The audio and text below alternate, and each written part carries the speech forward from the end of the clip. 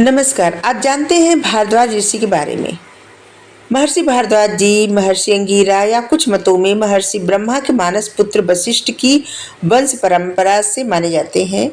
वे महर्षि ऋषि वशिष्ठ के पौत्र जो कि शक्ति मुनि के पुत्र थे, पराशर पराशर के पुत्र माने जाते हैं भारद्वाज ऋषि।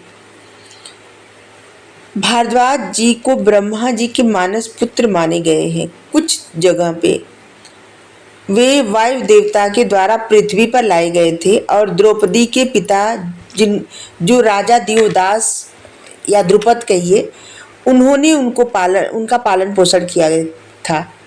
ठीक है। भारद्वाज ऋषि का भारद्वाज ऋषि की पत्नी का नाम था सुषेण। कुछ जगह पे इनको देवांती भी कहा जाता है। इनके पुत्र थे द्रोणाचार्य जो कि महाभारत में प्रसिद्ध थे गुरु, महाभारत के प्रमुख पात्र थे। कौरव और पांडवों के शस्त्र गुरु यही थे, द्रोणाचार्य जी। द्रोणाचार्य जी का जन्म एक दिव्य घटना से हुआ था। महर्षि भारद्वाज ने एक अप्सरा जिसका नाम था घृताची, उसको देखा और एक दिव्य पात्र में शुक्र संग्रह किया, जिससे द्रोणाचार्य जी का जन्म हुआ था। ठीक है। और इनके पौत्र थे अश्वत्थामा जो कि आज भी जीवित है, सब लोग कहते हैं ऐसा। द्रोणाचार्य जी के पुत्र अमर और चिरंजीवी माने जाते हैं, महाभारत युद्ध के बाद भी जीवित हैं और आज भी अनेक संत उन्हें हिमालय में साधना करते हुए देखे हैं। ऐसी कथाएं बताते प्रचलित है, यह सत्य है जो भी हो। ऋग्वेद के छठे मंडल में कई मंत्र भारद्वाज जी द्वारा रचना की गया है। क्या बोल रहे हैं, रचित है। ठीक है, रचना किया गया। वे आयुर्वेद, वस्तु, सैन्य विज्ञान, यज्ञ विधि और धर्मशास्त्र के गहरे ज्ञाता थे। आयुर्वेदाचार्य और वैज्ञानिक भी थे। ठीक है। भारद्वाज जी ने आयुर्वेद के मूल सिद्धांत ब्रह्मा जी से सीखे हैं और उन्हें धरती पर फैलाया। इन्हीं की शिक्षा को आगे चरक, सुश्रुत आदि ने विकसित किया था। एक बहुत ही प्रसिद्ध ग्रंथ है भारद्वाज संहिता, जिसमें इन्होंने प्राचीन विमान विज्ञान का उल्लेख किया है।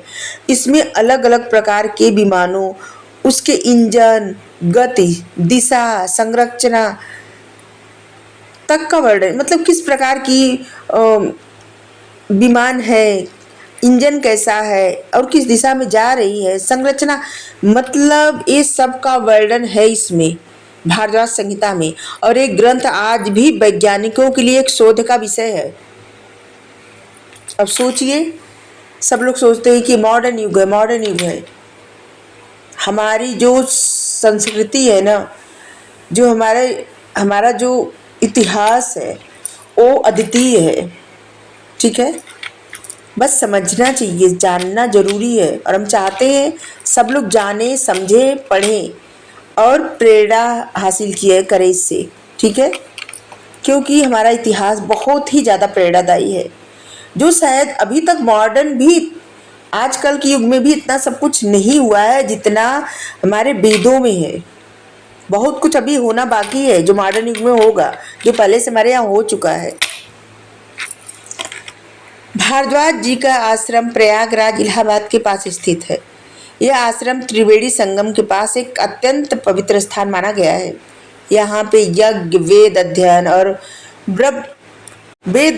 और ब्रह्म विद्या का उपदेश देते थे यहीं पे भारद्वाज मुनि। आज भी भारद्वाज तीर्थ प्रयागराज में स्थित है, जहां लाखों श्रद्धालु आते हैं। भारद्वाज गोत्र के वंशज आज भी भारत के अनेक भागों में पाए जाते हैं, जैसे उत्तर प्रदेश, उत्तरांचल, उत्तराखंड, बिहार, बंगाल, महाराष्ट्र, आंध्र प्रदेश, तमिलनाडु, इन जगहों पे हैं। एक गोत्र ज्ञान, शिक्षा, आयुर्वेद, वैदिक कर्मकांड और राजनीति से जुड़ा हुआ माना जाता है। भारद्वाज गोत्र के लोग परंपरागत रूप से गुरु, वैद्य, शिक्षक, पंडित और दानशील होते हैं। भारद्वाज ऋषि के विचार हैं, शरीर, मन और आत्मा तीनों की आरोग्यता ही पूर्ण जीवन का लक्ष्य है। ज्ञान का उद्देश्य केवल पठन करना नहीं बल्कि लोक कल्याण करना है। भारद्वाज ऋषि ऋषि भी थे और वैज्ञानिक भी थे, तपस्वी भी थे और गृहस्थ भी थे। उन्होंने द्रोण जैसे रत्न को जन्म दिया। उनके वंशजों ने आध्यात्मिक परंपरा को हजारों वर्षों तक जीवित रखा। तो आज के लिए इतना ही। Thank you. राधे राधे।